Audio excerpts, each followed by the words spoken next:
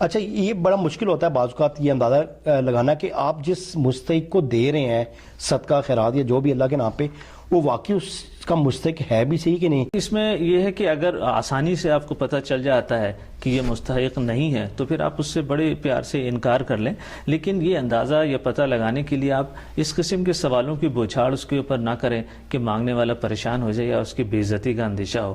یہ بالکل الاؤ نہیں ہے، اس لیے کہ دیکھیں جب آپ دیتے ہیں تو اگر آپ نے غیر مستحق کو بھی دے دیا تو اللہ تعالیٰ وہ قبول فرمائے گا اور آپ کو ثواب اسی کا ہی ملے گا.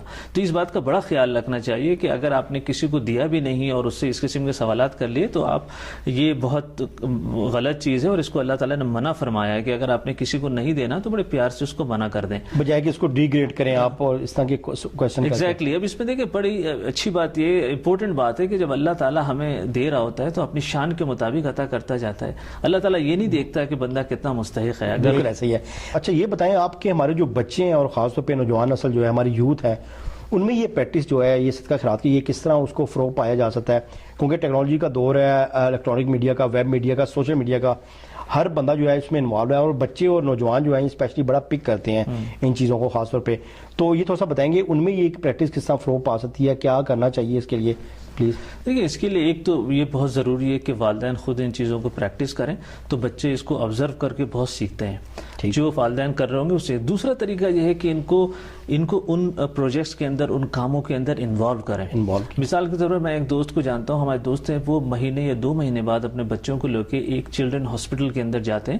وہ 15-20 گفٹ پیکس بناتے ہیں، اپنے بچوں کو لیتے ہیں اور ان بچوں کو جو ہاسپٹل میں ایڈمٹ ہوتے ہیں ان کو وہ گفٹ پیکس دیتے ہیں بچوں کے ساتھ. تو اس سے دیکھیں ایک تو مریض کی تیمارداری کا بہت بڑا ثواب اللہ تعالیٰ نے رکھا ہے، اور دوسرا یہ کہ وہ غریبوں میں گفٹ پیک تقسیم کرنا. بچوں کے اوپر یہ اتنا زبردست امپریشن ان کے مائنڈز پہ یہ جاتا ہے جو کہ بہت ہی دور رس ہوتا ہے. اسی طرح دوسری مثال اس طرح ہوتی ہے کہ آپ کے محلے کے یا گھر کے قریب کچھ غریب لوگ رہتے ہیں، جھوپڑ پٹیاں ہوتی ہیں، کچی آبادیاں ہوتی ہیں، وہاں وقتاً فوقتاً نہ کچھ چیزیں لے کے جائیں، لوگوں میں وہاں جا کے تقسیم کریں.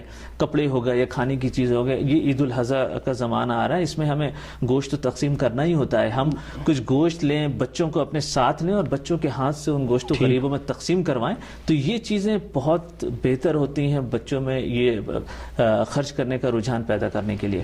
بڑی پیاری آپ نے بات کی. ناظرین ڈیفینیٹلی جب بچے انوالو ہوں گے اس ایکسرسائز میں، اس پروسیس سے گزریں گے ڈیفینیٹلی، تو ان پہ بہت زیادہ اثر ہوگا اس چیز کا. ان کو پریکٹیکلی پتہ چلے گا کہ ہماری لائف میں کچھ یہ بھی ہماری ذمہ داریاں ہیں کہ ہم نے مستحق لوگوں کا بھی خیال کرنا ہے اور ان کے بھی کچھ حقوق ہیں. بڑی پیاری آپ نے بات کی. اچھا آخر میں ہمارے ویورز کو کیا میسیج دینا چاہیں گے؟ کوئی میسیج دینا چاہیں آپ؟ دیکھیے ہاں میں میسیج یہ دوں گا کہ مجھے ایک حدیث یاد آ رہی ہے حضور صلی اللہ علیہ وآلہ وسلم کی، کہ حضور صلی اللہ علیہ وسلم اپنے صحابیوں کے ساتھ بیٹھے تھے تو انہوں نے صحابیوں سے سوال کیا کہ قیامت کے دن میزان پہ سب سے وزنی عمل کون سا ہوگا؟ صحابیوں نے کہا نماز، حضور صلی اللہ علیہ وسلم نے کہا نہیں. صحابیوں نے کہا روزہ، حضور صلی اللہ علیہ وسلم نے کہا نہیں.